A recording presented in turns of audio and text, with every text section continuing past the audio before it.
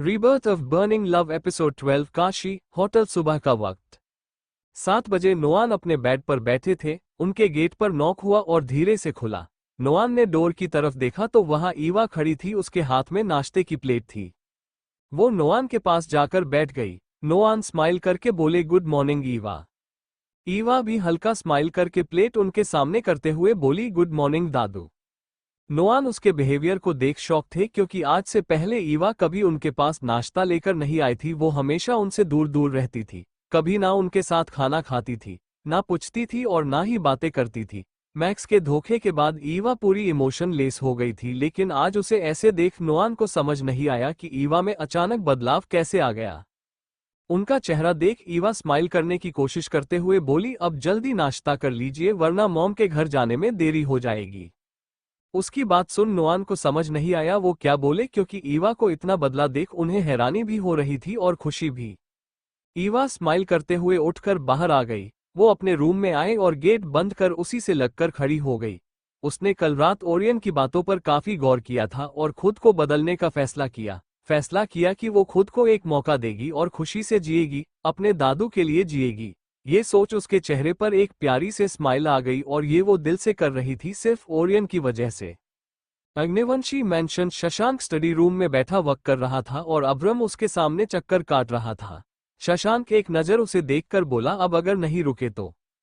Abraham उसकी बात बीच में काटकर बोला, तुझे कुछ अजीब नहीं लग रहा क्या? मतलब भाभी ने तुझसे अभी तक बात नहीं की? ये थोड़ा अजीब है। वो इतनी कठोर बिल्कुल नहीं है, मुझे लगता है कि इसके पीछे किसी और का हाथ है। शशांक उसकी बात सुन सोच में पड़ गया। अब्रम उसे देखकर बोला, कहीं कर्निश या अद्वैत तो नहीं है इसके पीछे? उसकी बात सुन शशांक के चेहरे पर गुस्सा छा गया। वो बोला, अगर वो हुए तो उनकी खैर नहीं। अब्रम, नहीं, वो अपने ही भाई के घर में आग नहीं लगाएंगे, पर फिर कौन होगा? कुछ देर बाद सभी ऑफिस जा चुके थे। कर्निश अपनी मीटिंग के लिए बाहर गया था। अद्वैत अपने मैनेजर के साथ और क्रियांश शिव के साथ अग्निवंशी एम्पायर गया था मीटिंग के सिलसिले में। सा एम्पायर शशांक अपने कैबिन में बैठा था, तभी डोर नॉक हुआ। शशांक कड़क आवाज में बोला, कम इन। नेश अंदर आकर उसे ग्रीट करता है और बोला, बॉस डेजी ने सब कुछ बता दिया है। शशांक, कौन था? नेश, युग कोर। शशांक कुछ सोचकर बोला, ये कोर कंपनी का सीईओ है ना, जो लगातार बिजनेस वर्ल्ड में 6 साल से सेकंड रैंक पर आ रहा है। नेश, यस बॉस, उसी ने डेजी को वो काम दिया था। शशांक, पता चला प्रणय राठौर कौन है? नेश एक फाइल शशांक को देते हुए बोला, यस बॉस, इसमें उनकी सारी डिटेल है। शशांक फाइल पढ़ने लगा तो नेश गहरी सांस लेकर बोला, बॉस, मैम के बारे में भी कुछ पता चला है? उसकी बात सुन शशांक के हाथ पेज पलटे पलटे रुक गए। उसकी आंखें गहरी हो गई। उसने नेश की तरफ देखा तो नेश बोला, मैम प्रयागराज की नहीं है और ना ही उनका रिश्ता मेनका व्यास से है। उनकी मां जिन्होंने उन्हें जन्म दिया वो किरण चौधरी नहीं है। ना ही मैम को पता है कि किरण चौधरी ने उन्हें जन्म दिया है, वो बस मेनका व्यास का सरनेम यूज करती है। शशांक अपनी भारी आवाज में बोला, कहना क्या चाहते हो? नेश लंबी सांस लेकर बोला, मैम का पूरा नाम स्मृति धूर्नी है। शशांक की आंखें हैरानी से बड़ी हो गई। उसके माइंड में नेश की बात गूंजने लगी, उसे कुछ समझ नहीं आया। वो नेश से बोला, जानते भी हो कि तुम क्या बोल रहे हो? नेश सर झुकाकर बोला, यस बॉस, मैम अविनाश धूर्नी और शाहिका धूर्नी की बेटी है। शशांक, तुम इतने यकीन से कैसे कह सकते हो? नेश उसे देखकर बोला, जब आपने मुझसे उनका बायो निकालने को कहा था तब मुझे पता चला कि मैम की असली मां मिस चौधरी नहीं है, लेकिन मैं आधी अधूरी जानकारी आपको नहीं देना चाहता था, इसलिए मैंने बिना आपको बताए उनकी आगे की इन्फॉर्मेशन निकाली।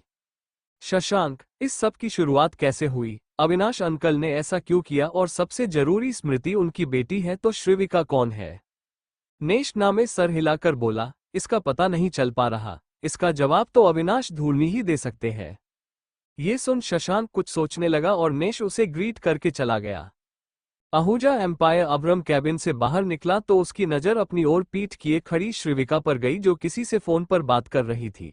अब्रम सुनना तो नहीं चाहता था, लेकिन किसी का नाम सुनकर वो वहीं रुक गया।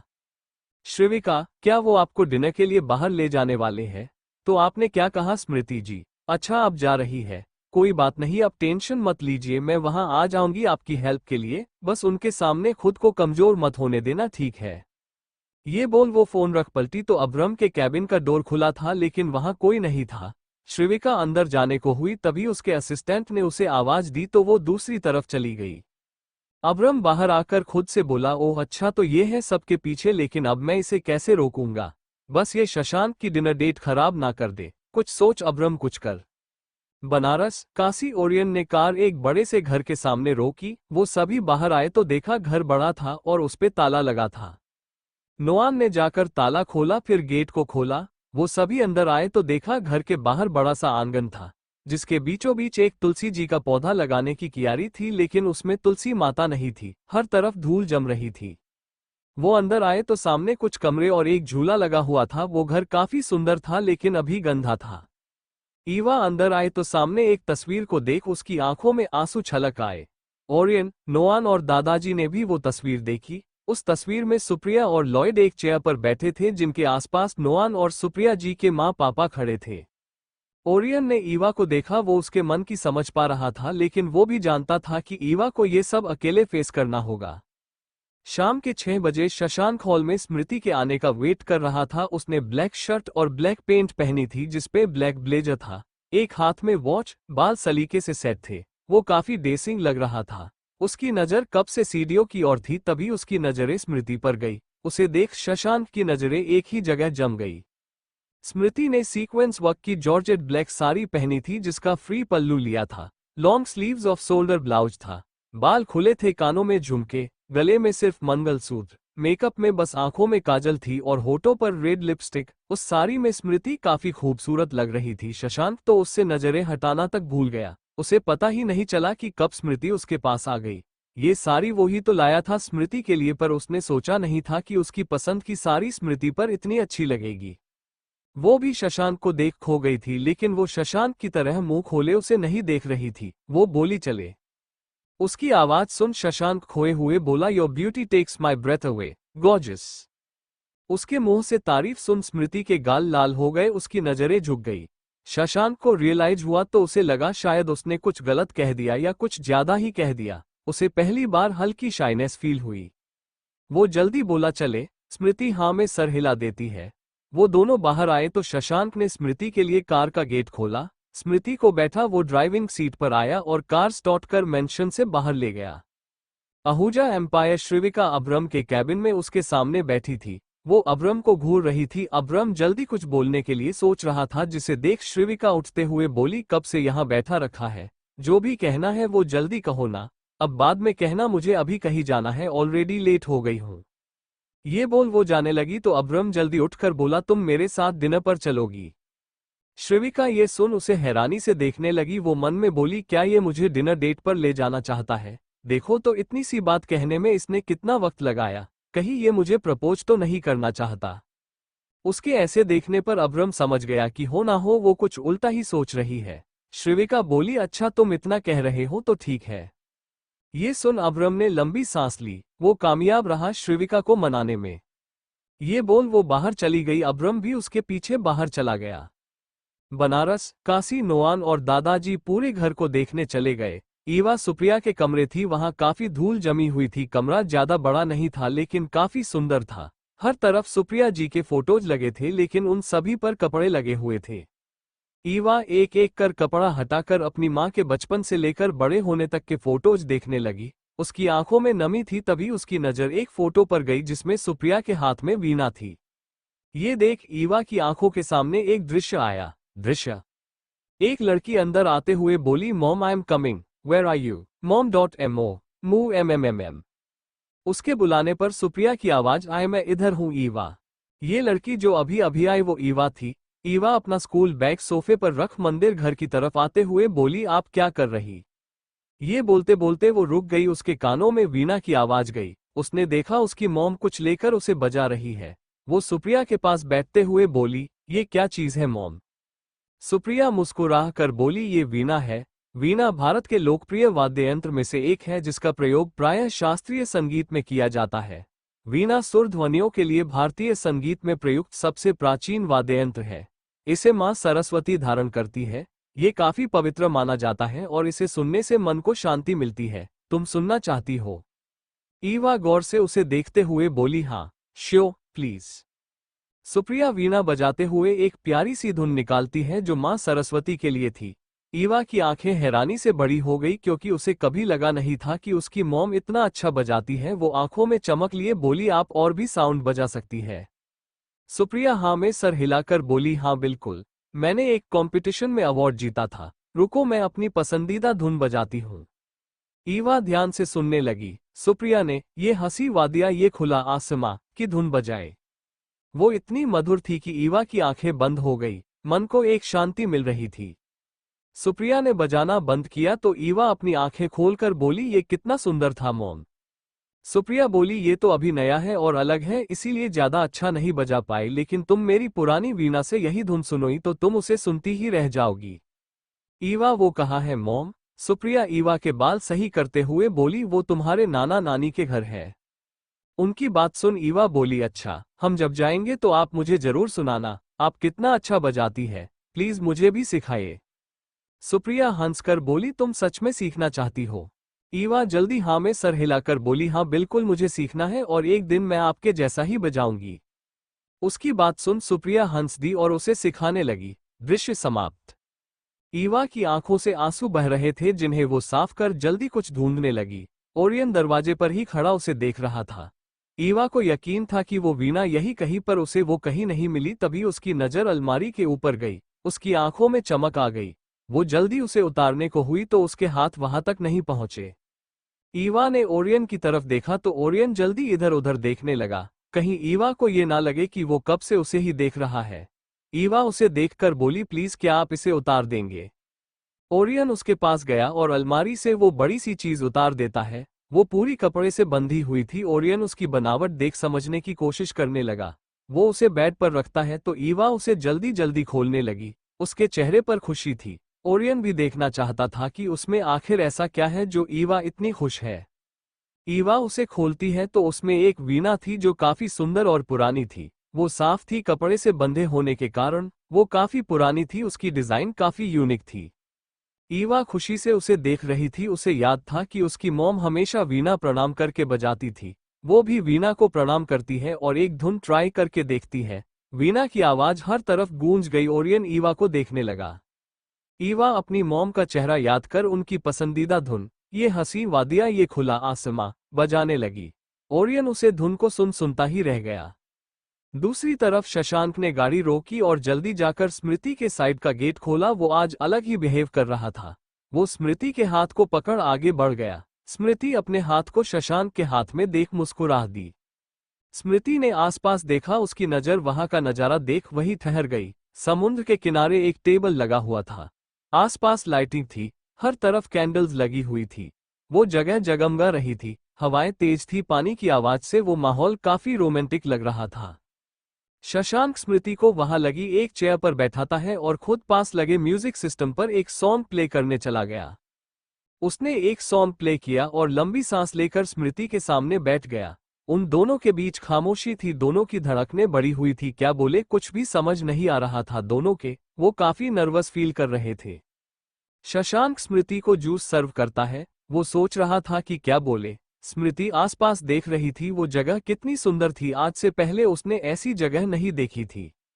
शशांक अपना गला साफ करके बोला, वाइफी मुझसे कुछ कहना है।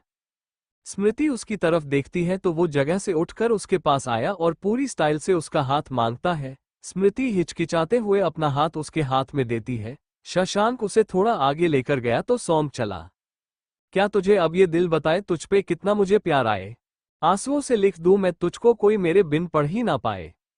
शशांक स्मृति की आंखों में देखते हुए एक हाथ उसकी कमर पर और एक हाथ से उसके हाथ को पकड़ता है। स्मृति का दूसरा हाथ शशांक के शोल्डर पर था। वो भी शशांक के आंखों में देख रही थी। वो दोनों इस रोमांटिक माहौल में रोमांटिक कपल डांस कर रहे थे। यूं रहूं चुप कुछ भी ना बोलूं बरसों लंबी नींदें सुलूं। जिन आंखों में तू रहता है सदियों तक वो आंखें ना खोलूं। मेरे अंदर खुद को भर दे मुझको मुझसे खाली कर दे। मेरे अंदर खुद को भर दे मुझको मुझसे खाली कर दे। ये गाना शशांक की फीलिंग्स को बता रहा था जो वो स्मृति से शब्दों में नहीं कह पा रहा था। जिस शाम तू ना मिले वो शाम ढलती नहीं। आदत सी तू बन गई है। आदत बदलती नहीं। क्या तुझे अब ये दिल बताए तेरे बिना क्यों सांस ना आए। आंसुओं से लिख दूं मैं तुझको कोई मेरे बिन पढ़ ही ना पाए। मेरे अंदर खुद को भर दे, मुझको मुझसे खाली कर दे, मेरे अंदर खुद को भर दे, मुझको मुझसे खाली कर दे। इस सॉन्ग को वो दोनों फील करके डांस कर रहे थे। स्मृति ने अपना सर शशांक की शोल्डर पर रख दिया। आज दोनों को शांति क्या होती है उसका आभास हो रहा था। हाथों से गिरने लगी हर आरज़ू, हर दुआ। सजदे से मैं उठ गया जिस पल तू मेरा हुआ, हाथों से गिरने लगी हर आरज़ू, हर दुआ। सजदे से मैं उठ गया जिस पल तू मेरा हुआ। शशांक स्मृति को खुद से दूर कर उसे ऊपर उठाकर घुमाने लगा। स्मृति ने अपने हाथ फैला दिए। दोनों के चेहरे पर प्यारी मुस्कुराहट थी। शशांक ने काफी सोच समझकर गाना चूज किया था। उसे बोलने की ही जरूरत नहीं पड़ी, गाना सब कुछ कह रहा था। क्या तुझे अब ये दिल बताए क्यों तेरी बाहों में ही चैन आए।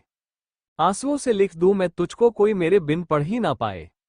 मेरे अंदर खुद को भर दे, मुझको मुझसे खाली कर दे, मेरे अंदर खुद को भर दे, मुझको मुझसे खाली कर दे। तारांकन गाना खत्म हुआ तो शशांक ने स्मृति को नीचे उतारा। वो दोनों एक दूसरे के काफी करीब थे।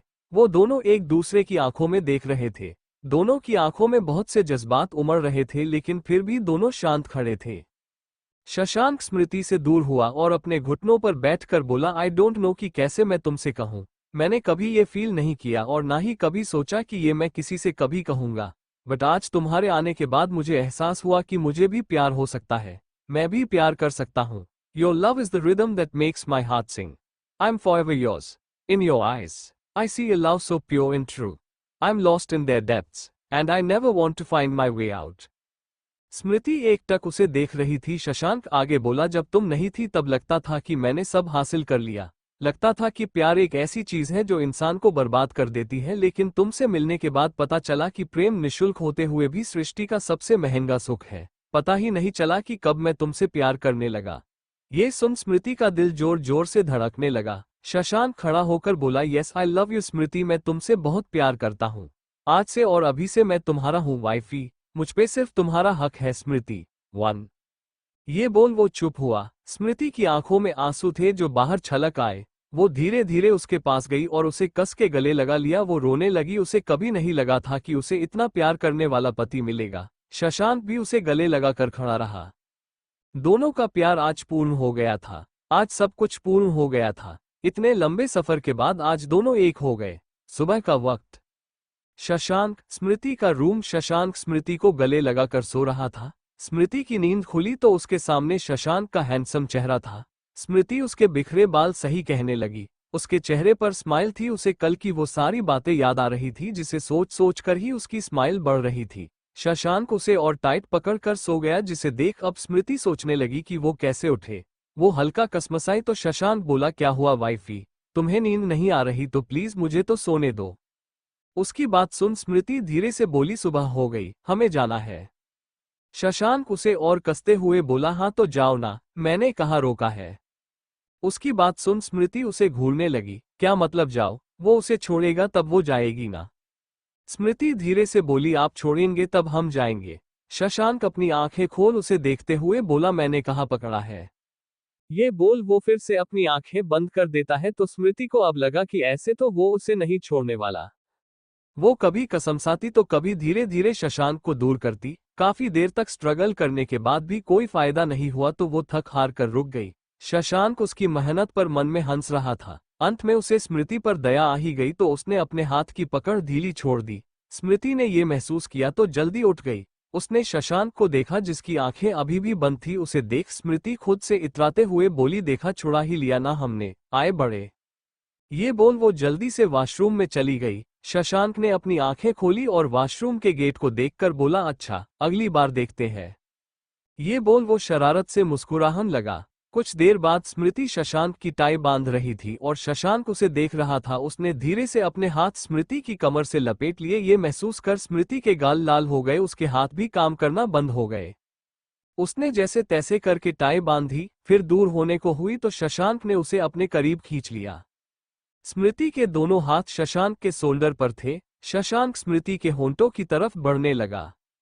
स्मृति ने अपनी आंखें बंद कर ली। शशांक उन्हें छू पाता उससे पहले डोर नॉक हुआ, जिसे सुन दोनों जल्दी दूर हो गए।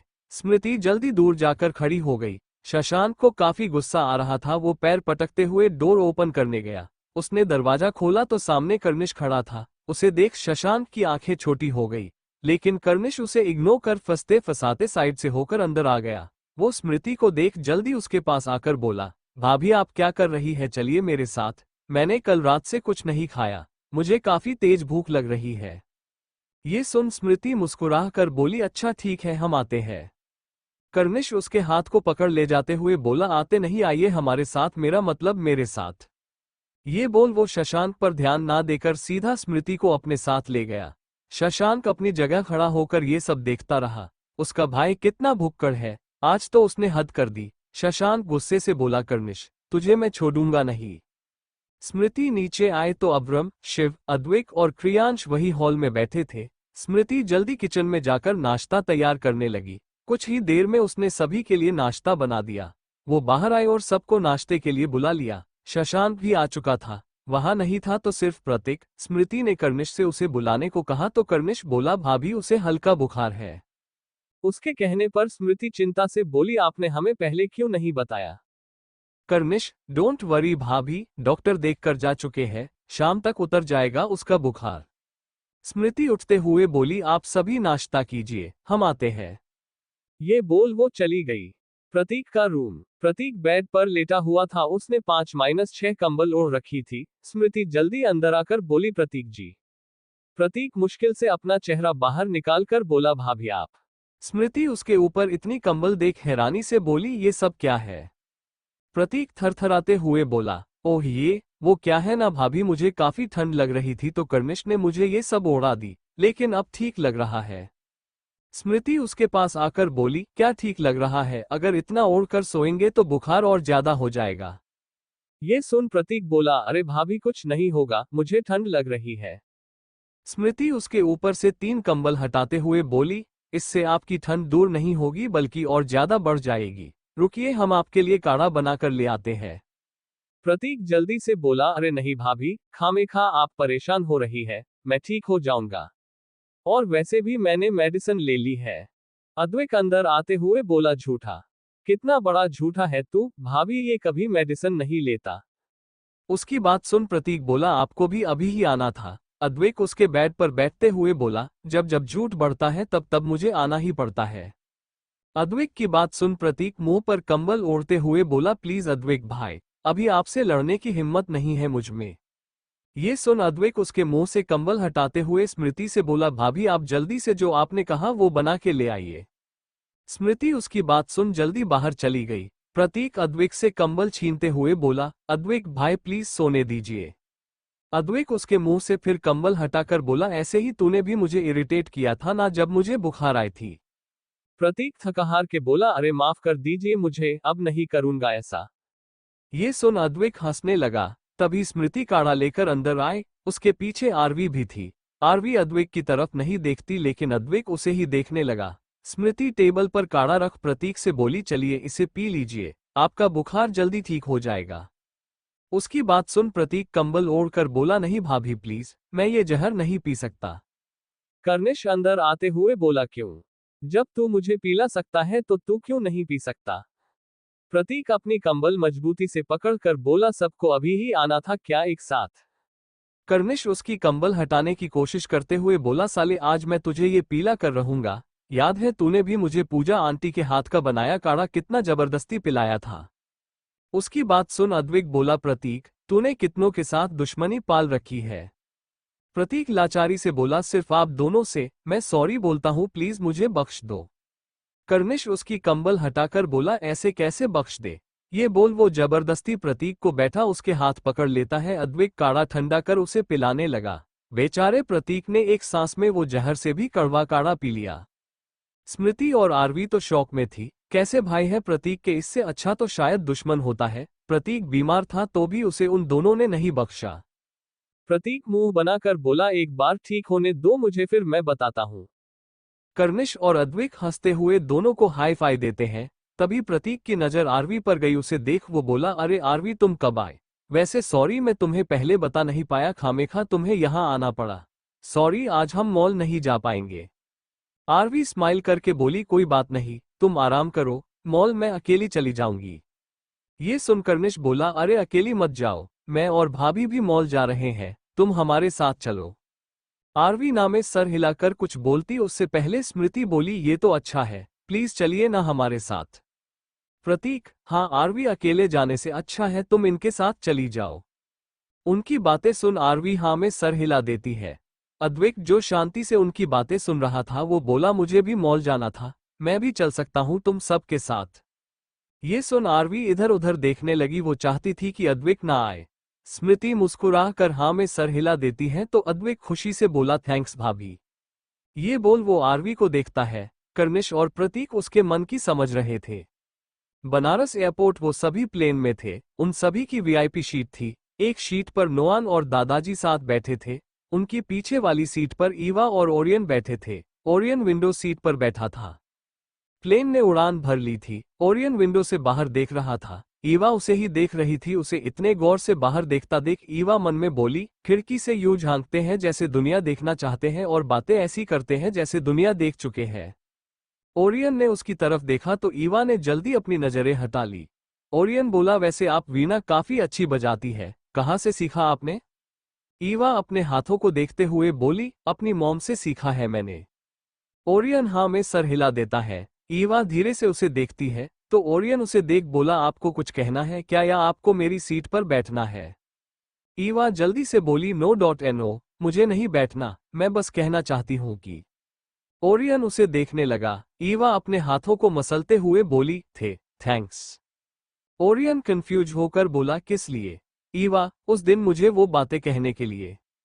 ओरियन स्माइल करके बोला उसके लिए थैंक्स बोलने की जरूरत नहीं है।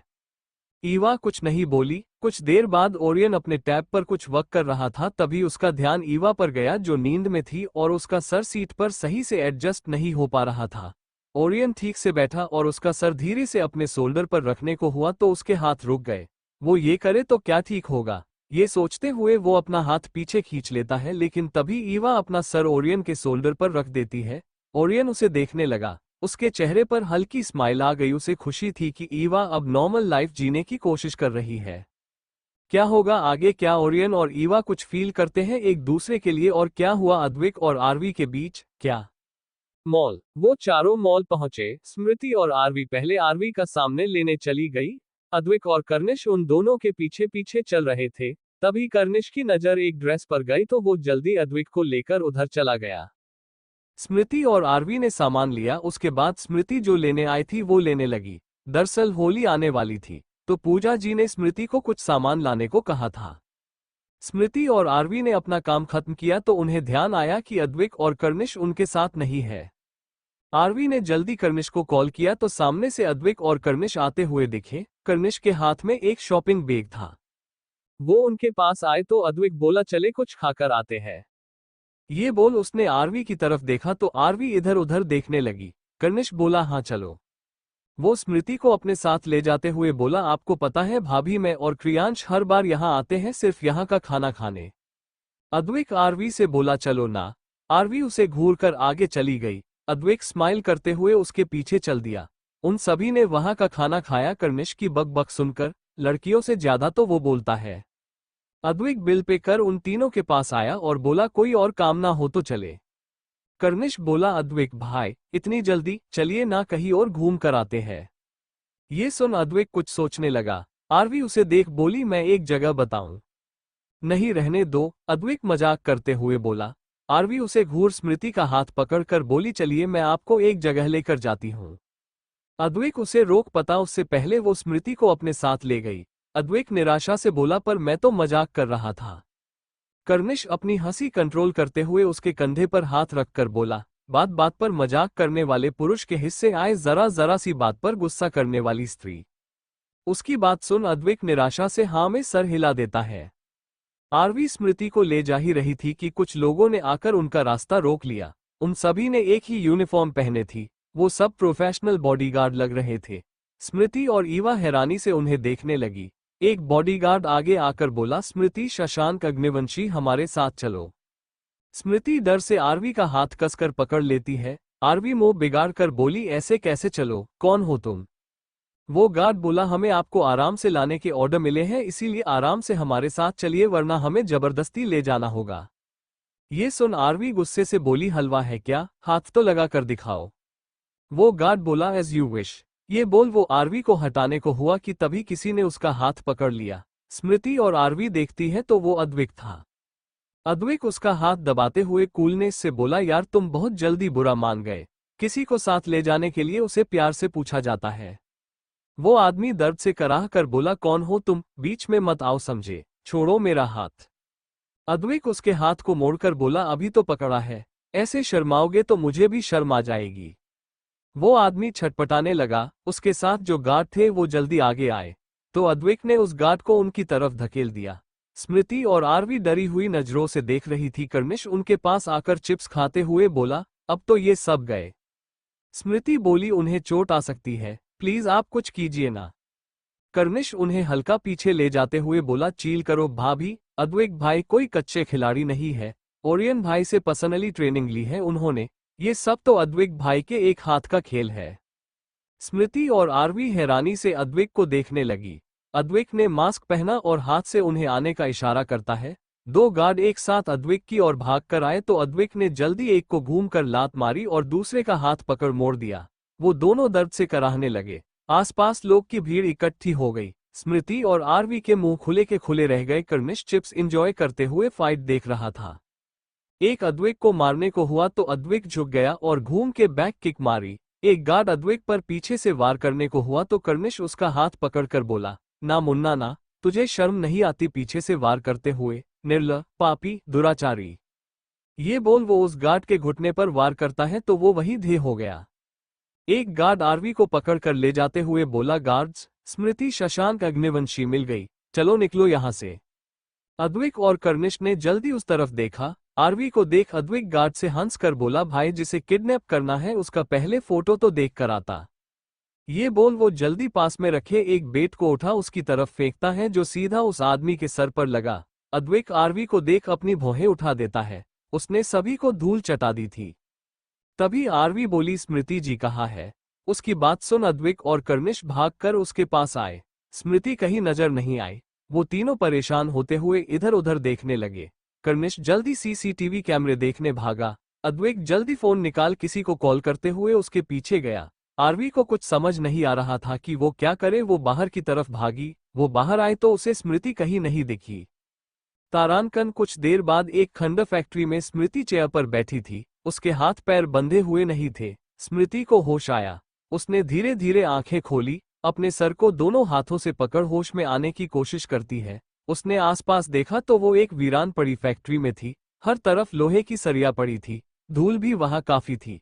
उसने आसपास देखा तो एक गार्ड खड़ा था जिसकी नजर सामने थी।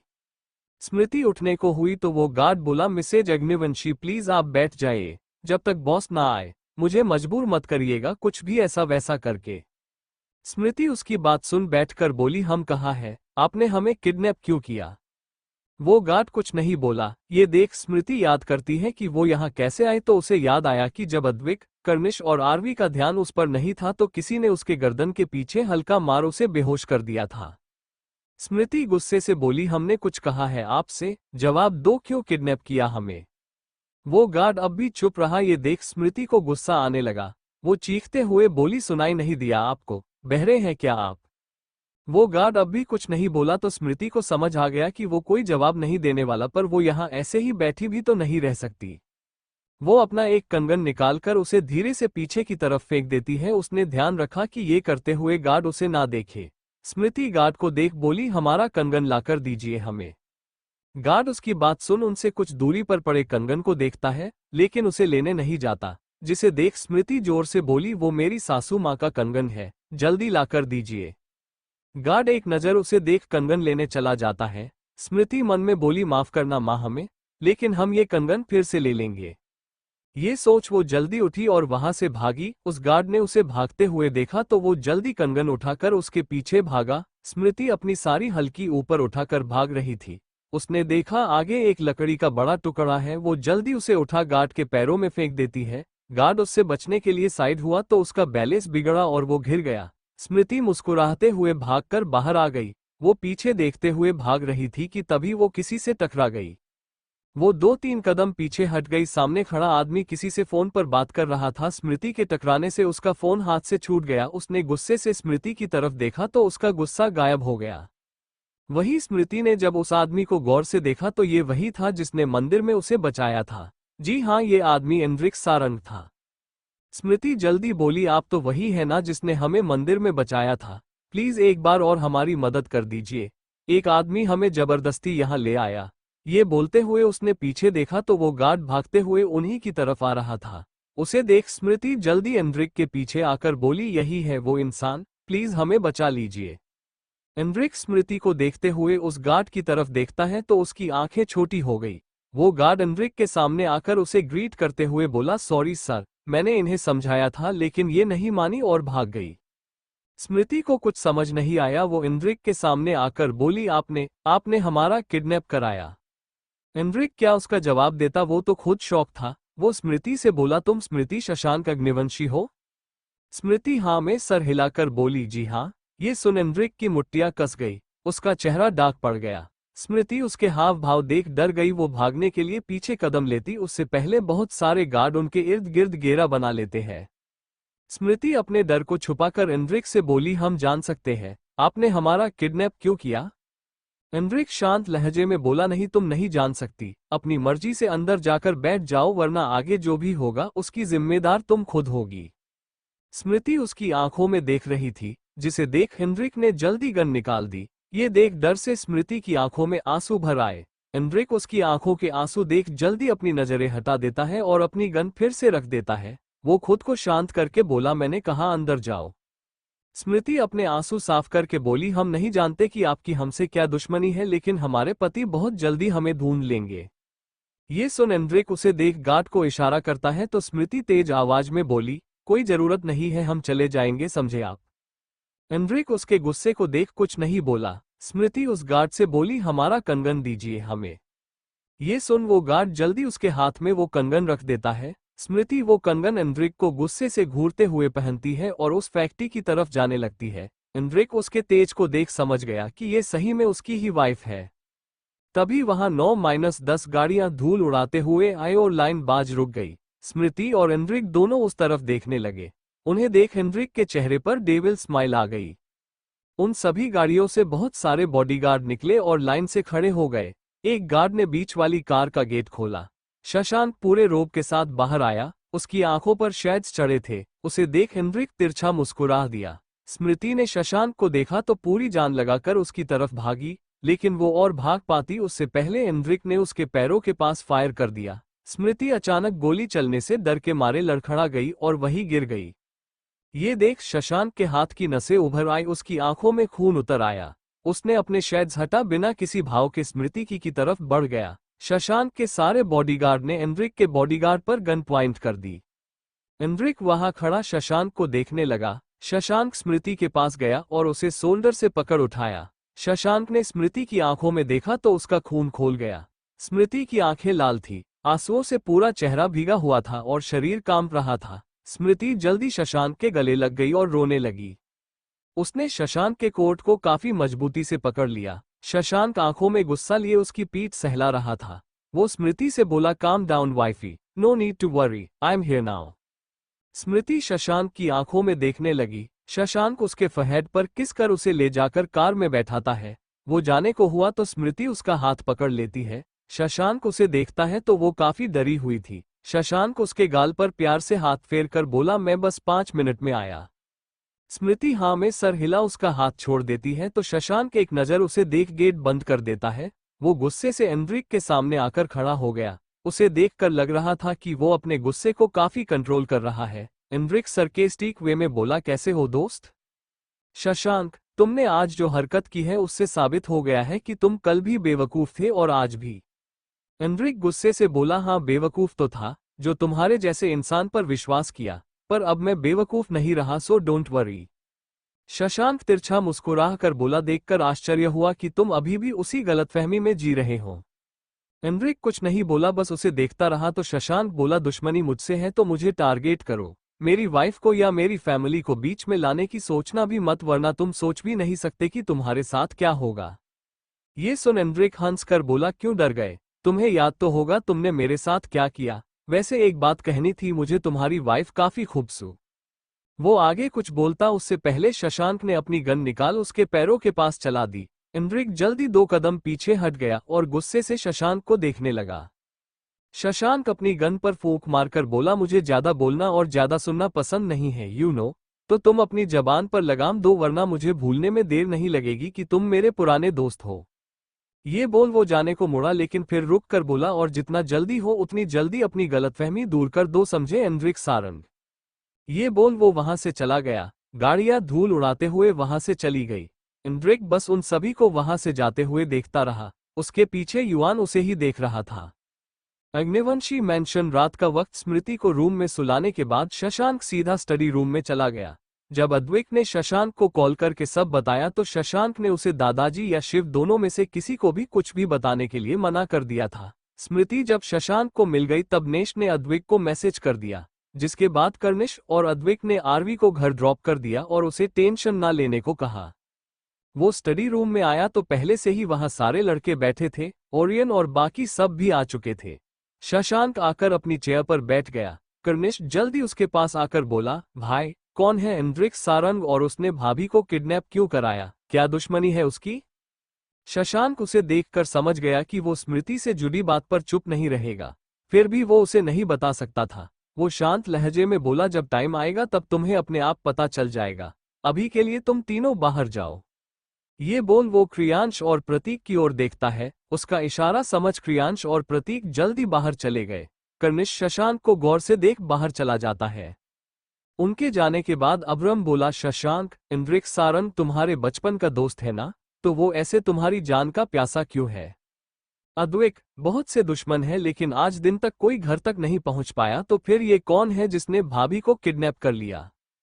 शशांक उनके सवाल सुन लंबी सांस लेकर बोला, इतना सब बताने का टाइम नहीं है, ये समझ लो कि वो गलतफहमी में जी रहा है। अद्विक, अरे तो वो जिए, उससे हमें क्या, अगर इस बार वो मेरे सामने आया तो मैं उसकी अकल ठिकाने लगा कर रहूंगा। ओरियन चुप्पी तोड़कर बोला, ऐसी गलती मत करना अद्विक, वो एंड्रिक सारंग है, तुम अभी उसे जानते नहीं हो, वो शशांक से बदला लेने के लिए कुछ भी करेगा। आज चुप था इसका मतलब ये नहीं कि वो डर गया। फिर वो शशांक से बोला, शशांक अगर तुम कहो तो मैं उससे बात करूं। शशांक नामे सर हिलाकर बोला, कोई जरूरत नहीं है, उसे जो करना है करने दो, वो कुछ नहीं बिगाड़ पाएगा, तुम्हें देखकर वो और भड़क जाएगा, इसीलिए रहने दो। उसकी बात सुन अब्रम बोला, तो क्या तुम कुछ नहीं करोगे? शशांक कुछ नहीं बोला और उठकर चला गया। उसे देख अद्विक गुस्से से बोला, ये क्या पागल है, ये कुछ कर क्यों नहीं रहा? ओरियन निराशा से बोला, वो चाहकर भी कुछ नहीं कर सकता। अब्रम और अद्विक एक साथ बोले, क्यों?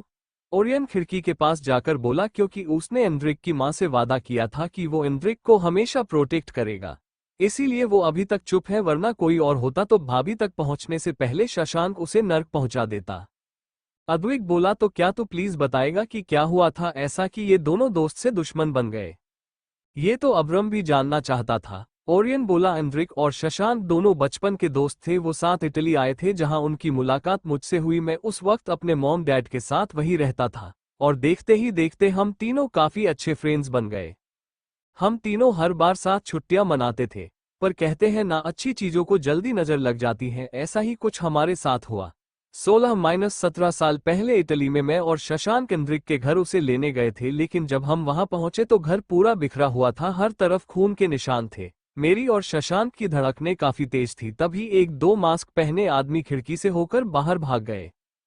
हम दोनों ने अंदर से किसी की चीखने की आवाज सुनी। हम भागकर अंदर गए तो एंड्रिक के मॉम डैड जमीन पर घिरे हुए थे, दोनों खून से लथपथ थे। हम जल्दी उनके पास गए और देखा तो एंड्रिक के डैड जा चुके थे, लेकिन उसकी मॉम को होश था। उन्होंने शशांक का हाथ पकड़ के वादा लिया कि वो हमेशा एंड्रिक का ख्याल रखेगा, और उसी के साथ वो भी चली गई। मुझे और शशांक को कुछ समझ नहीं आया कि क्या करे। शशांक जल्दी उन मास्क पहने लोगों को पकड़ने के लिए उनके पीछे गया। उसी वक्त एंड्रिक ने उसे भागते हुए देखा और उसके हाथ में चाकू देखा तो उसे गलतफहमी हो गई कि शशांक ने ही उसके मॉम डैड को मारा है। मैंने एंड्रिक को सब कुछ बताया, लेकिन फिर भी वो नहीं माना। उसने शशांक पर केस कर दिया, लेकिन शशांक वहां बेकसूर साबित हुआ। उस दिन साबित हुआ कि एंड्रिक के मॉम डैड की मौत आतंकवादियों ने की है। वो जबरदस्ती घर में घुसे और उनकी हत्या कर दी। लेकिन इंद्रिक को ये सब बात हजम नहीं हुई, वो मानने को ही तैयार नहीं था सच को। शशांक भी काफी गुस्सैल था, उसने बात सुझाने के बजाय बात और बिगाड़ दी। इसी बीच एक और बात सामने आई कि जो आतंकवादी भागे थे उनका एक्सीडेंट हो गया, और उनका एक्सीडेंट मेरे मॉम डैड की कार से हुआ था। उसी दिन से मैंने भी अपने मॉम डैड खो दिए। इंद्रिक ने मुझे अपने साथ चलने को कहा, लेकिन मैं उसे उस हालत में भी अपनी दोस्ती के बारे में समझाने लगा। इंद्रिक ने मेरी एक भी नहीं सुनी और बदले की आग लिए अफ्रीका चला गया। शशांक दिखा नहीं रहा था, लेकिन वो अंदर से काफी टूट चुका था। उसने जैसे खुद को पत्थर का बना लिया। उसने भी मुझे अपने साथ इंडिया चलने को कहा, लेकिन मैंने उसे मना कर दिया। फिर भी वो मुझे जबरदस्ती इंडिया ले आया। वो मुझे वहां अकेले छोड़ने के लिए तैयार नहीं था। उस दिन के बाद सब कुछ बदल गया। मैंने सब कुछ खो दिया, अपने मॉम डैड, इंद्रिक और अपनी दोस्ती, सबको खो दिया। ये बोल वो चुप हो गया। उसकी आंखों में आंसू थे, शायद ये बरसों पुराना दर्द था जो आज उसकी आंखों से बह रहा था। अद्विक ने उसके कंधे पर हाथ रख थपथपाया। वो तीनों ऐसे ही खड़े रहे। इधर शशांक रूम में आया और स्मृति के पास लेट गया। उसके चेहरे पर कोई भाव नहीं थे। तभी स्मृति खिसकते हुए उसके पास आई और उसके गले लग गई। वो नींद में थी, लेकिन शशांक को पास महसूस कर उसके पास आ गई। शशांक ने भी उसे अपनी बाहों में भर लिया और उसके फहद पर किस कर ली। वो कुछ सोचने लगा तो उसके सामने इंद्रिक का चेहरा आया। उसकी आंख से एक बूंद पानी की गिर गई। सब कुछ कितना बदल गया था। आज उसका वो दोस्त दुश्मन की तरह उसके सामने खड़ा था, जो कभी उसका सबसे अच्छा दोस्त हुआ करता था। उसकी आंखों में खुद के लिए इतनी नफरत शशांक को काफी हट कर रही थी, लेकिन अब भी उसके चेहरे पर कोई भाव नहीं थे। दूसरी तरफ सारंग विला इंद्रिक अपने बेड पर बैठा था। उसके हाथ में एक फोटो फ्रेम थी जिसमें वो और शशांक अगल बगल थे और ओरियन बीच में था। उन तीनों ने एक दूसरे के शोल्डर पर हाथ रख रखा था और हंस रहे थे। वो फोटो काफी पुरानी थी, जिसमें तीनों 11-12 साल के ही लग रहे थे। इंद्रिक की आंखों से कुछ आंसू उस फोटो पर गिर गए। वो धीरे से बोला, क्यों किया तूने शशांक ऐसा? क्यों मेरे सबसे अच्छे दोस्त तूने मुझसे अलग कर दिए? मैं तुझे कभी माफ नहीं करूंगा। ये बोल उसकी आंखें एक बार फिर आंसुओं से भर आई। अग्निवंशी मेंशन 2 to 3 3 दिन ऐसे ही बीत गए, सब कुछ नॉर्मल होने में, और फिर देखते ही देखते होली आने वाली थी। 2 दिन बाद होलिका दहन था। स्मृति का रूम। स्मृति मिरर के सामने खड़ी होकर तैयार हो रही थी। उसने सी ग्रीन कलर सिल्क की साड़ी पहनी थी। बाल गीले थे, उनसे पानी टपक रहा था। शशांक अपने एक हाथ पर सर टिका उसे ही देख रहा था। स्मृति अपनी चूड़ियां पहनते हुए बोली, क्या हुआ? शशांक स्माइल के साथ बोला, really I am so lucky. Smriti उसकी तरफ सवालिया नजरों से देख बोली, हम समझे नहीं। शशांक उठकर उसके पीछे खड़ा होकर बोला, क्योंकि मुझे तुम मिली। स्मृति हल्का मुस्कुरा कर बोली, ये तो हमें कहना चाहिए। फिर वो खड़ी होकर सिंदूर उसकी तरफ बढ़ा देती है। शशांक सिंदूर लेकर उसकी मांग भर देता है और प्यार से उसके फहद पर किस कर उसकी होंठों की तरफ बढ़ने लगा तो स्मृति उसके सीने पर हाथ रखकर बोली, जल्दी जाइए और तैयार हो जाइए। ये बोल वो मुस्कुरा कर बेड ठीक करने चली गई। शशांक अपने बालों में हाथ फेर हल्की स्माइल लिए बाथरूम में चला गया। कुछ देर बाद वो टॉवल लपेटकर बाहर आया। स्मृति उसके कपड़े वही बेड पर रखती है और जैसे ही मुड़ने को हुई शशांक जल्दी उसे पीछे से पकड़ लेता है। उसके हाथ स्मृति की मक्खन सी कमर पर कसते जा रहे थे। स्मृति की धड़कनें बुलेट ट्रेन से भी तेज चलने लगी। शशांक उसके शोल्डर पर अपनी चीन रखकर बोला, वाइफी आई नीड यू। स्मृति उसकी तरफ घूमकर अपने हाथों का हार बना उसके गले में डालकर बोली, वाई। शशांक की आंखों में चमक आ गई। वो एक हाथ से स्मृति को पास करता है और दूसरा हाथ उसके को पकड़ता है। स्मृति के गाल लाल हो गए थे। शशांक ने धीरे से उसके होठों पर अपने होंठ रख दिए। वो दोनों एक दूसरे में खोसे गए। दूसरी तरफ शेडो ब्रुकनेश एक खाने की प्लेट डेजी के सामने पड़े टेबल पर रख उसके हाथ खोल देता है। डेजी उसके बिना भाव के चेहरे को देखती है। नेश कड़क आवाज में बोला, खाओ जल्दी। डेजी प्यार से बोली, प्लीज नेश, मिस्टर अग्निवंशी से बात करो, उन्हें बताओ कि वो मैंने अपनी मर्जी से नहीं किया, वो मेरा काम था इसीलिए मैंने किया। नेश बिना कुछ बोले बाहर चला गया। उसे देख डेजी चिल्लाकर बोली, आखिर तुम कुछ बोलते क्यों नहीं? मुझे क्यों पकड़ के रखा है? मैंने तो सब कुछ बता दिया ना। उस युगकोर को क्यों नहीं पकड़ते? ये बोल वो रोने लगी। कितने दिन हो गए, कब तक वो इस चार दीवारी में रहती? नेश एक पानी की बोतल लेकर अंदर लेकर आया और उसे उसके सामने रख दी। डेजी आंखों में आंसू लिए बोली, प्लीज नेश, मुझे छोड़ दो। नेश उसे देख अपनी गन से उसका चेहरा ऊपर करके बोला, ब्लैक कॉक, तुम्हें क्या लगता है तुम यहाँ क्यों हो और उससे भी जरूरी जिंदा क्यों हो? डेजी उसकी आंखों में सवालिया नजरों से देखती है तो नेश बोला, बॉस जानते हैं कि तुमने अपना काम किया था, इसीलिए उन्होंने तुम्हें नहीं मारा। खुशकिस्मती मानो कि बॉस तुम्हें जिंदा रख रहे हैं, तो चुपचाप खाना खाओ और मुंह बंद रखो। ये बोल वो जाने को हुआ तो डेजी ने उसका हाथ पकड़ लिया जिसमें उसने गन पकड़ रखी थी। नेश के कदम रुक गए। उसने पलटकर उसकी तरफ देखा तो डेजी की आंखों से आंसू बहने लगे। वो भरे गले से बोली, प्लीज नेश, मत करो ऐसा। नेश उससे नजरें हटाकर अपना हाथ छुड़ाने को हुआ तो डेजी दोनों हाथ से उसका हाथ टाइट पकड़कर बोली, प्लीज नेश, मुझे अकेला मत छोड़ा। मुझे यहाँ घुटन होती है, मैं मर जाऊंगी नेश, मुझे यहाँ सांस तक नहीं आती, मुझे यहाँ से बाहर ले जाओ। तुम जो कहोगे मैं करूंगी। मैं कोई भी ऐसी हरकत नहीं करूंगी जिससे तुम्हें अपने फैसले पर पछतावा हो, या फिर मुझे ही मार दो। मैं और ऐसे नहीं जी सकती। ये बोल उसने वो गन खुद के सर पर लगा दी और फुट फूट कर रोने लगी। नेश अपनी गन उसके हाथ से छुड़ा बैग में रख देता है। वो वही लगी चेयर पर बैठ डेजी को देखने लगा। उसकी आंखों में गुस्सा नहीं था, लेकिन क्या था ये भी समझना मुश्किल था। दूसरी तरफ फाउंडेशन कंपनी शशांक अविनाश के सामने बैठा था। अविनाश कब से उसे चुप देखकर बोले, क्या बात है शशांक, तुम्हें कुछ कहना है क्या? शशांक अपनी चुप्पी तोड़ सपाट लहजे में बोला, क्या स्मृति आपकी असली बेटी है? उसकी बात सुन अविनाश की आंखें फेल गई। उनके पैरों तले जमीन खिसक गई। उन्हें पता था शशांक को ये पता चलेगा, लेकिन इतना जल्दी ये उन्होंने नहीं सोचा था। वो लंबी सांस लेकर बोले, तुम्हें पता चल ही गया तो तुमसे छुपाने का कोई मतलब नहीं है। शशांक उन्हें गौर से देख बोला, मतलब ये सच है? अविनाश अपने नंबर का चश्मा उतारकर बोले, हाँ ये सच है। ये उस समय की बात है जब शाहिका की डिलीवरी हो रही थी। मैं ट्रैफिक में फंसा था, इसीलिए मुझे हॉस्पिटल पहुंचने में देर हो गई। फ्लैशबैक, शाहिका बेहोशी की हालत में सोई हुई थी। उसकी अभी अभी डिलीवरी हुई थी। उसका बच्चा भी वही सो रहा था। उसी वार्ड में एक औरत और थी जिसकी भी अभी अभी ही डिलीवरी हुई थी। एक नर्स आई और शाहिका की बच्ची को चेक करने लगी। उसकी आंखों में आंसू थे। उसने गेट की तरफ देखा और उस बच्ची को उठा उस औरत की बच्ची से बदल दिया। कुछ देर बाद जब अविनाश हॉस्पिटल पहुंचे तो एक पूरी डॉक्टर की टीम शाहिका को चेक कर रही थी। अविनाश कुछ समझ नहीं आया। उनका दिल बहुत जोर से धड़क रहा था। एक अलग सा डर उनकी आंखों में था। एक नर्स आकर बोली, सर आपके बेटी हुई है। अविनाश की आंखों से खुशी के आंसू आ गए। वो जल्दी बोले, पर शाहिका को क्या हुआ, वो ठीक है ना? नर्स निराशा भरे स्वर में बोली, मिस्टर धूर्नी, मिसेज धूर्नी की वॉम्ब में इन्फेक्शन हो गया है। डॉक्टर उन्हें चेक कर रहे हैं, तब तक आप अपनी बेटी से मिल लीजिए।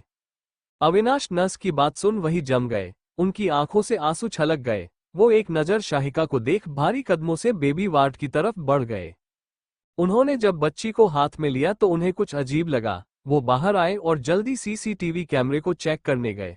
उन्होंने देखा कि एक नर्स ने बच्चे में अदला बदली कर दी। उन्हें कुछ समझ नहीं आया। उनके गार्ड जल्दी गए और उस नर्स को पकड़कर गार्डन में लाए। अविनाश खुद को शांत रखने की कोशिश करते हुए बोले, क्यों किया तुमने ऐसा? कहाँ है मेरी बच्ची? वो नर्स रोते हुए बोली, मुझे माफ कर दीजिए सर, मेरे पास कोई और रास्ता नहीं था। मुझसे कहा गया था कि मैं ये करूं, अगर मैं नहीं करती तो वो आपकी बच्ची और मुझे दोनों को मार देते। अविनाश तेज आवाज में बोले, कहाँ है मेरी बच्ची? वो नर्स कुछ बोलती उससे पहले एक गन शूट हुआ और नर्स वही घिर गई। गार्ड्स जल्दी आसपास फैल गए। अविनाश अपनी गन निकाल जल्दी उस नर्स के पास गए तो बुलेट उसके सर पर लगी थी जिससे वो मर गई। तभी एक बॉडीगार्ड भागते हुए आया और बोला, सर डॉक्टर ने आपको बुलाया है।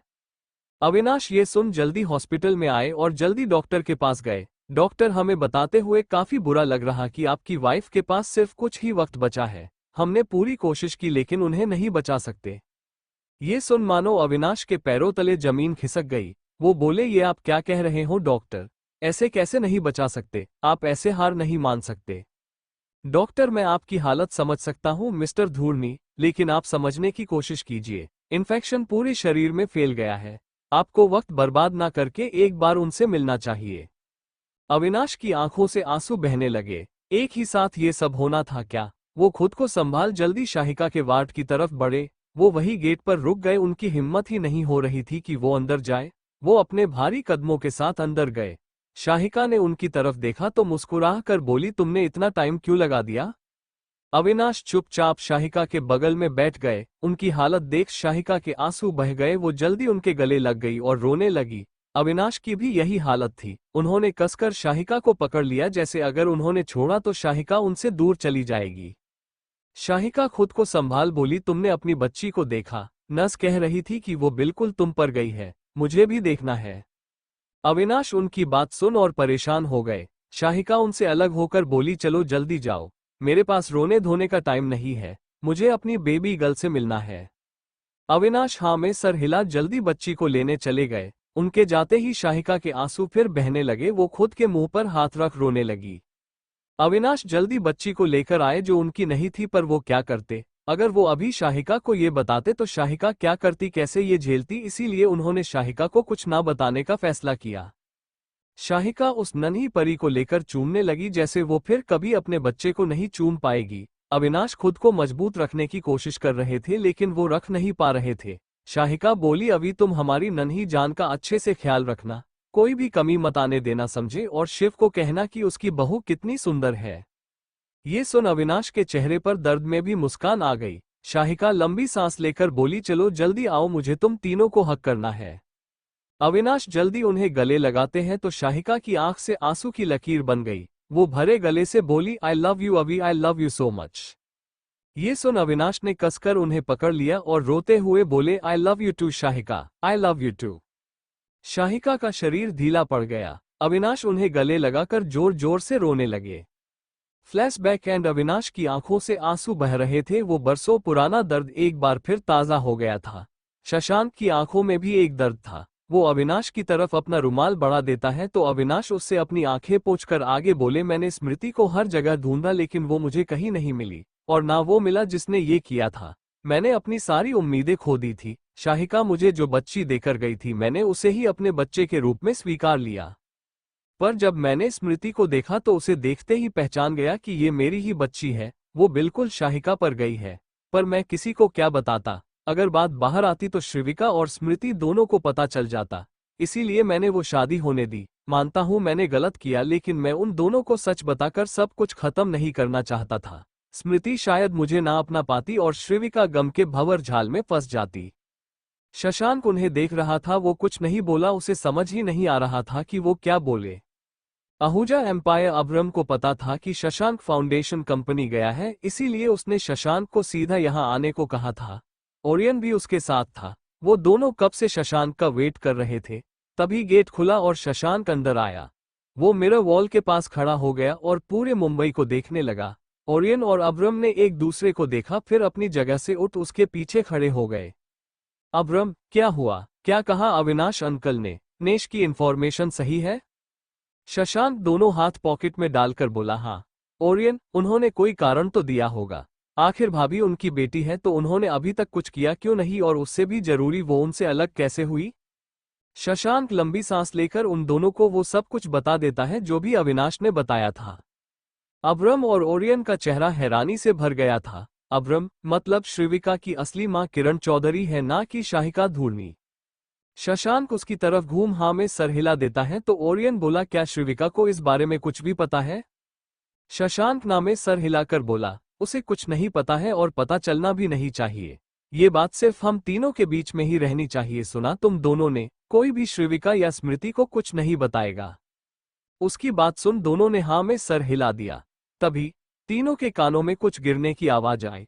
उन तीनों ने गेट की तरफ देखा तो सभी हैरान हो गए। उनके सामने श्रीविका खड़ी थी, जो आए तो अब्रम से मिलने थी लेकिन मिल गई खुद की असली पहचान से। उसका फोन जमीन पर गिरा था, उसकी आंखों में आंसू थे। वो एक टक शशांक को देख रही थी। शशांक अपने फोरहेड को 2 उंगलियों से रब करके बोला, श्रीविका। श्रीविका बिना कुछ कहे वहां से चली गई। वो तीनों परेशानी से एक दूसरे की तरफ देखने लगे। अभर्म भागकर उसके पीछे गया। ओरियन, पता नहीं अब क्या होगा। शशांक के चेहरे पर भी परेशानी थी, क्या करे उसे कुछ समझ नहीं आया। बात काफी नाजुक थी। श्रीविका ने सब कुछ सुन लिया था और अब उसे संभालना काफी मुश्किल था। इधर श्रीविका भागते हुए ऑफिस से बाहर आ रही थी कि अचानक किसी से टकरा गई। वो गिरती उससे पहले सामने वाले ने उसे कंधों से पकड़ लिया। श्रीविका की आंखें लाल थी। वो जल्दी से खुद को संभाल आगे बढ़ गई। उसके आंसू झरने की तरह बह रहे थे। वो आदमी जिसने उसे पकड़ा था वो हैरानी से उसे जाते हुए देखता रहा। तभी पीछे से एक लड़का बोला, इंद्रिक सर आप ठीक तो है? इंद्रिक हाँ में सर हिलाकर आगे बढ़ गया कि तभी फिर से वो किसी से टकरा गया। अब उसकी आंखों में गुस्सा उतर आया। वो सामने देख बोला, व्हाट द हे। उसने देखा इस बार एक लड़का उसे टकराया है। वो कुछ बोलता उससे पहले अब्रम बिना उसे देखे जल्दी जाते हुए बोला, सॉरी। एनरिक हैरानी से बोला, हो क्या गया है लोगों को? 1 मिनट। युआन, ये तो अहूजा एम्पायर का सीईओ है ना? युआन हाँ में सर हिलाकर बोला, हाँ वही है। एनरिक आश्चर्य से बोला, पर ये ऐसे भाग क्यों रहा है और अपनी मीटिंग का क्या हुआ? दरअसल आज एनरिक की अब्रम के साथ डील साइन होने वाली थी, इसीलिए वो अहूजा एम्पायर आया था। युआन अपना फोन निकालकर बोला, 1 मिनट सर, मैं इनके असिस्टेंट से बात करता हूँ। ये सुन एनरिक अपनी वॉच में टाइम देखकर बोला, ज्यादा टाइम नहीं है, रहने दो। ये बोल वो मुड़ने को हुआ, तभी उसकी नजर सामने एंट्रेंस पर पड़ी तो वो वहीं रुक गया। सामने ओरियन और शशांक थे, वो दोनों भी उसे यहां देख अपनी जगह पर रुक गए। एनरिक ओरियन को देखकर हल्का मुस्कुराकर बोला, कैसे हो इटालियन, बड़े दिनों बाद मिले। ये बोल वो उनकी तरफ कदम बढ़ा देता है। ओरियन स्माइल करके बोला, अपनी बताओ, तुम कैसे हो? एनरिक सरकेस्टिक वे में बोला, ये तुम ना ही पूछो तो बेहतर होगा। शशांक उसे देख जाने लगा तो एनरिक उसका हाथ पकड़कर बोला, क्या हुआ? अभी तो मिले हैं और तुम जा रहे हो। शशांक अपने हाथ की तरफ देखता है तो एनरिक जल्दी छोड़कर बोला, सॉरी मिस्टर अग्निवंशी। ये बोल वो अपने हाथ आपस में झाड़ देता है और अजीब सा चेहरा बनाकर बोला, ओह शीट, अपने हाथ खराब कर दिए मैंने। युआन, पानी लेकर आना। युआन, जो कि शशांक को फिर अपने सामने देख जम गया था, वो अपने बॉस की बात सुन जल्दी गाड़ी की तरफ गया।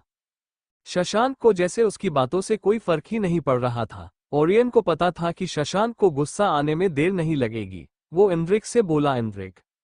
एनरिक उसे उंगली दिखाकर वॉर्न करते हुए बोला, तुमसे नहीं कहा बीच में बोलने के लिए? जब बोलना था तब तुमने मुंह में दही जमा लिया था, तो अब सिर्फ तमाशा देखो। शशांक अपनी पॉकेट में हाथ डाल एनरिक के सामने खड़ा हो आंखों में आंखें डालकर बोला, क्या मिलता है तुम्हें ये सब करके? क्यों चाहते हो कि तुम मेरे हाथों मरो? एनरिक भी उसकी तरह ही खड़ा होकर उसी के अंदाज में बोला, तुम्हें क्या मिलता है ऐसे फालतू सपने देखने में? इतनी चूल मची है क्या मेरे हाथों से मरने की, जो हर बार सामने आ जाते हो? ओरियन उन्हें देख जल्दी बीच में आकर बोला, तुम दोनों पागल हो क्या? सब लोग तुम्हें ही देख रहे हैं। शशांक आंखें छोटी कर एनरिक से हल्का दूर हो गया। एनरिक भी एक कदम पीछे लेकर ओरियन से बोला, अपने दोस्त को समझा दो। ओरियन निराशा से बोला, कितनी बार समझाया है तुम्हें एनरिक, पर तुम कभी समझे ही नहीं। एनरिक शशांक के शोल्डर से धूल झाड़ते हुए बोला, ओरियन, मैंने दोस्त को समझाने को कहा है, दुश्मन को नहीं। शशांक स्माइल करके बोला, वैसे तुम्हें ज्यादा जरूरत है समझने की। ये बोल वो वहां से अपनी कार की तरफ चला गया। ओरियन एनरिक को देखता है तो एनरिक एक नजर उसे देख अपनी कार की तरफ चला गया। बेचारा ओरियन आज भी दोनों के बीच फंस गया। वो निराशा से सर हिला शशांक की तरफ चला गया। युआन तो पानी लेकर वापस आया ही नहीं, क्योंकि उसे इन सब का हिस्सा बिल्कुल नहीं बनना था। एनरिक कार में बैठकर बोला, अब्रम आहूजा और शशांक का क्या रिलेशन है पता करो। दूसरी तरफ श्रीविका बेसुध सी सड़क पर चले जा रही थी। सामने से एक ट्रक हॉर्न बजाते हुए आ रहा था, लेकिन उसे तो कोई सूझबूझ ही नहीं थी। वो ट्रक के सामने आती उससे पहले अब्रम ने उसे अपनी तरफ खींच लिया। श्रीविका उसके सीने से आ लगी। अब्रम का दिल उसके मुंह में आ गया था, अभी कुछ हो जाता तो। वो लंबी लंबी सांसें लेकर बोला, तुम्हारा दिमाग खराब है क्या अभी कुछ? श्रीविका उससे अलग हो बिना कुछ कहे जाने लगी तो अब्रम उसका हाथ पकड़कर बोला, श्रीविका मेरी बात। श्रीविका गुस्से से उसका हाथ झटक कर बोली, मुझे अकेला छोड़ दो, सुना तुमने? मुझे किसी की बात नहीं सुननी, चले जाओ यहां से। अब्रम उसका हाथ फिर से पकड़ अपनी ओर खींचता है और उसे कसकर गले से लगा लेता है। श्रीविका पहले तो छूटने की कोशिश करती है, लेकिन बाद में वो उसे कस के पकड़ जोर जोर से रोने लगी। रात हो गई थी, हाईवे पर गाड़ियां अपनी रफ्तार पकड़े हुई थी। अब्रम उसके सर को सहला रहा था। श्रीविका उसका शर्ट मुट्ठियों में भरकर बोली, मैं मेरे पापा की बेटी हूं। शशांक जी झूठ बोल रहे हैं। अब्रम उसके सर को सहलाते हुए बोला, हाँ वो झूठ बोल रहा है, तुम ध्यान मत दो, तुम अपने पापा की ही बेटी हो। श्रीविका उससे अलग होकर बोली, लेकिन मेरे पापा है कौन अब्रम? मैं एक। अब्रम उसके चेहरे को अपने हाथों में भरकर बोला, तुम श्रीविका धूर्णी हो और तुम्हारे पापा अविनाश अंकल है, सुना तुमने? कुछ भी उल्टा सीधा मत सोचो श्रीविका। श्रीविका उसके हाथ हटाकर दूर हो गई। उसने अचानक अपना हाथ दिल पर रख दिया। वो दर्द से कराह उठी। अब्रम उसे पकड़ते हुए बोला, श्रीविका तुम ठीक तो हो? क्या हुआ? उसके दिल में दर्द होने लगा था। वो अब्रम से दूर जाते हुए बोली, पापा ने मुझसे क्यों छुपाया? वो मुझसे बहुत प्यार करते हैं। ये सच नहीं है। शशांक जी को जरूर कोई मिसअंडरस्टैंडिंग हुई है। अब्रम उसे बेबसी से देखने लगा। उसे काफी बुरा लग रहा था। वो समझ पा रहा था कि श्रीविका पर क्या बीत रही है। वो उसे कैसे संभाले ये उसे समझ नहीं आ रहा था। श्रीविका अपने आंसू पोंछ अब्रम का कॉलर पकड़कर बोली, तुम कहो ना शशांक जी को वो सही से पता करे। उन्हें कहो कि वो गलत है, उनसे गलती हुई है। कहो ना प्लीज अब्रम। ये बोल वो उसके सीने पर सर रखकर रोने लगी। अब्रम उसे कसकर गले लगाकर खड़ा हो गया। उसकी आंखों में हल्की नमी उतर आई। वहीं उनसे कुछ दूर खड़ी कार में शशांक और ओरियन थे जो उन्हें ही देख रहे थे। वो दोनों श्रीविका के लिए परेशान थे। शशांक को लग रहा था कि कहीं ना कहीं सब उसकी वजह से हुआ है। ओरियन बोला, पता नहीं कैसे वो खुद को संभाल पाएगी। शशांक लंबी सांस लेकर बोला, टाइम लगेगा लेकिन वो काफी स्ट्रांग है। अब्रम है उसके साथ, उससे बेहतर और कोई नहीं है जो श्रीविका को इस वक्त संभाल पाए। ओरियन ने हाँ में सर हिला दिया। कुछ देर बाद अब्रम श्रीविका को अपने आहूजा मेंशन में लेकर आया। वो मेंशन काफी बड़ा था। हर तरफ एक पेंसिव चीजें सजी हुई थी। वहां ज्यादा लोग नहीं थे, सिर्फ 2 या 3 सर्वेंट थे जो वहां की देखभाल करते थे।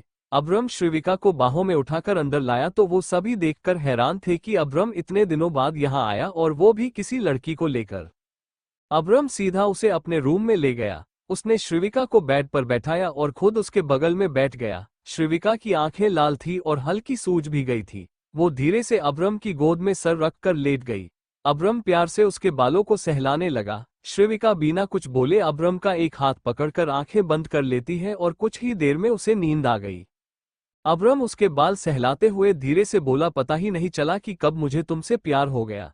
एक ऐसी लड़की से जो मुझसे बिल्कुल अलग है। तुम्हारे आंसू से मुझे कब फर्क पड़ने लगा पता ही नहीं चला। अब रियलाइज हुआ कि मैं तुमसे बहुत प्यार करता हूँ। Yes Shrivika, I love you. सोचा नहीं था कि ऐसे तुमसे ये कहूंगा, लेकिन ये आखिरी बार था जब तुम्हारी आंखों से आंसू आए, क्योंकि अब मैं कभी इन्हें तुम्हारी आंखों से नहीं बहने दूंगा।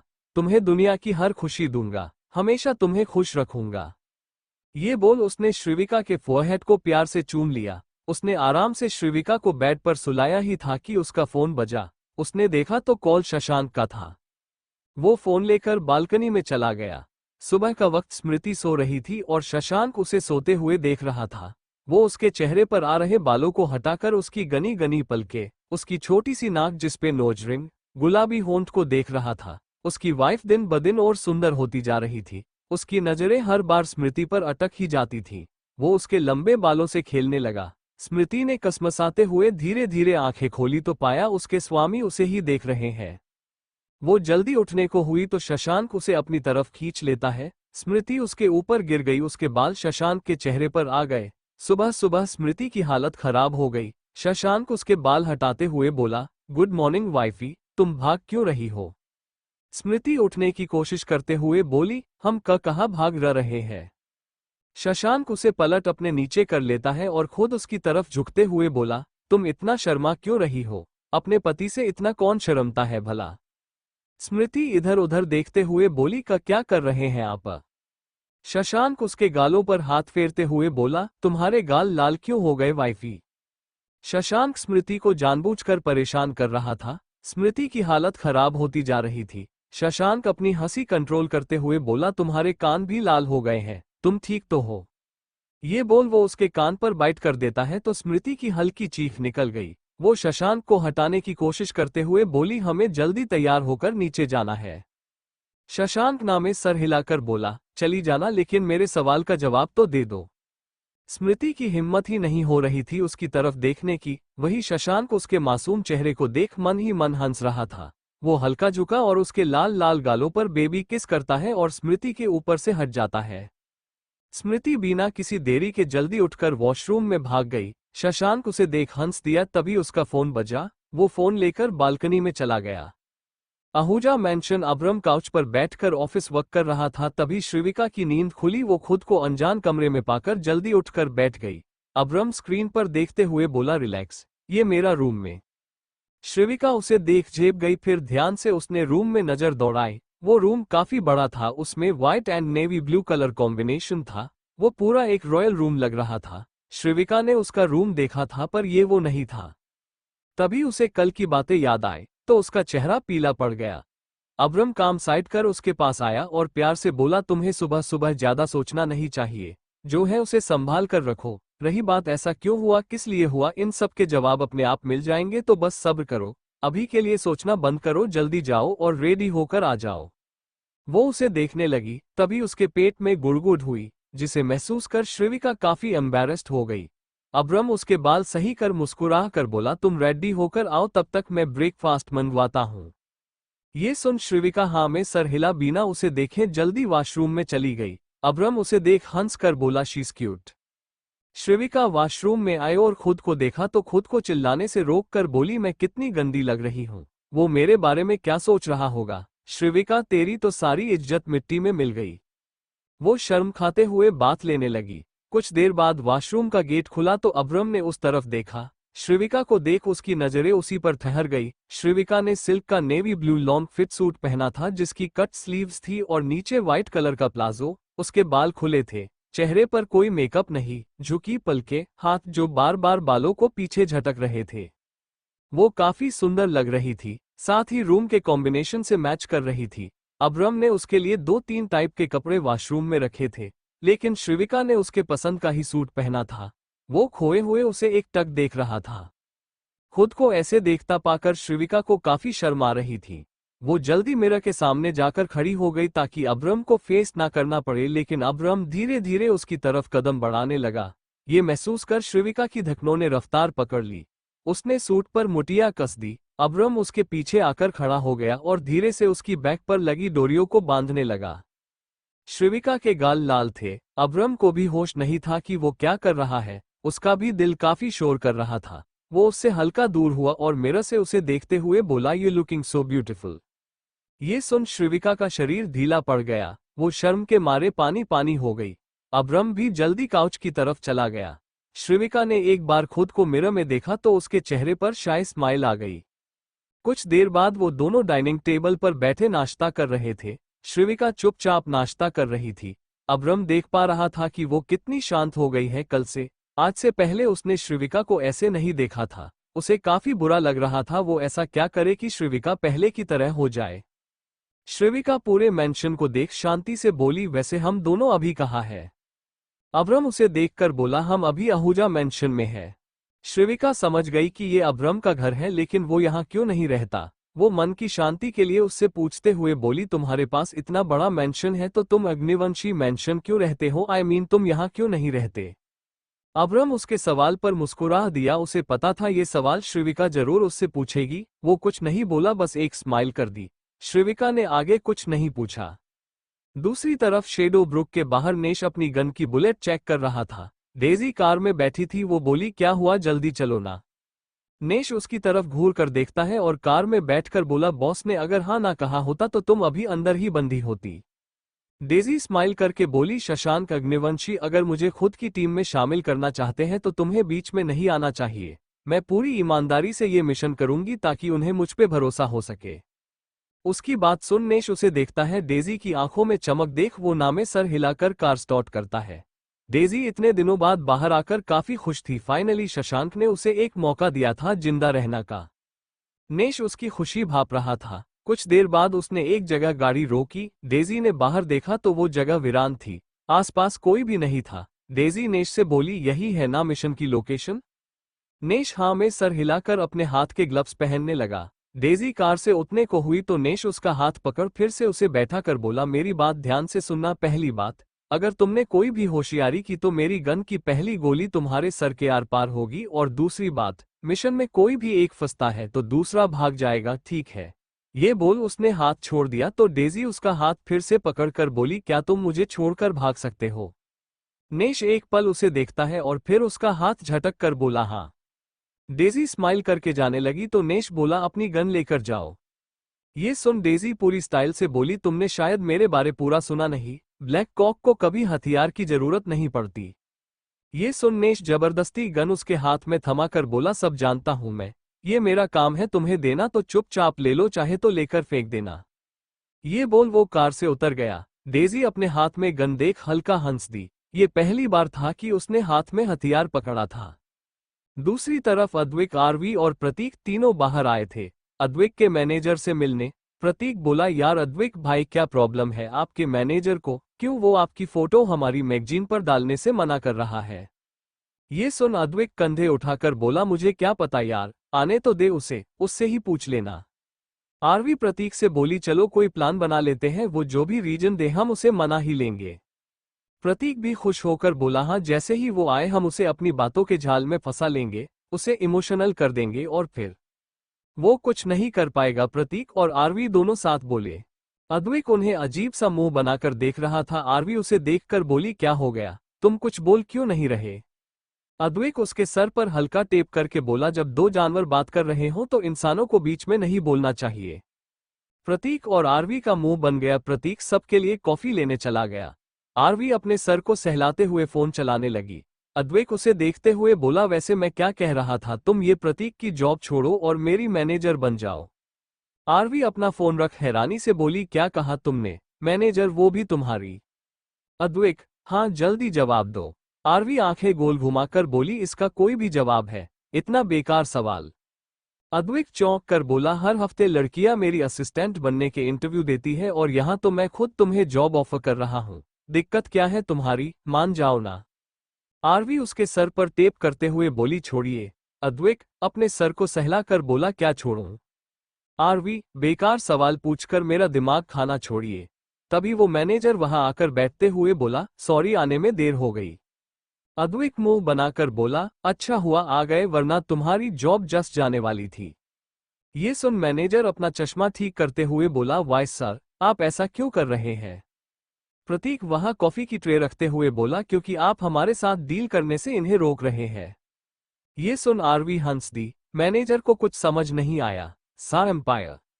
शशांक और ओरियन शशांक के कैबिन में थे। शशांक बोला, कुछ तो अजीब है, मां को भी गोली लगी थी और वो नस भी गोली लगने से मेरी।